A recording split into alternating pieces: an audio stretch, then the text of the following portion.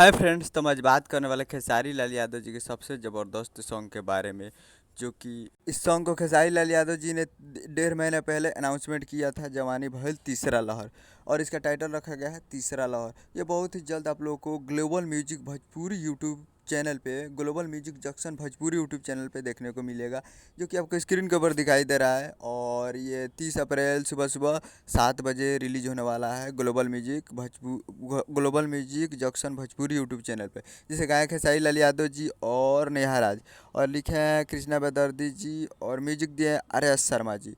तो ये Global Music Bhojpuri YouTube channel पे फुल वीडियो सॉन्ग 30 अप्रैल को सुबह सुबह 7 बजे रिलीज होने वाला है। तो आप लोग जाइए और ग्लोबल म्यूजिक जंक्शन पे इस सॉन्ग को सुन सकते हैं। उम्मीद कर रहा हूँ वीडियो अच्छा लगा होगा। तो हमारे चैनल को सब्सक्राइब करके बेल आइकन प्रेस कर दीजिए, ताकि ऐसे ही हमारे चैनल पर नया है तो चैनल को सब्सक्राइब करके बेल आइकन प्रेस कर दीजिए, ताकि ऐसे खेसारी लाल यादव जी के लेटेस्ट न्यूज लाते रहें। मिलते हैं अगले वीडियो में, तब तक के लिए जय हिंद, जय भोजपुरी।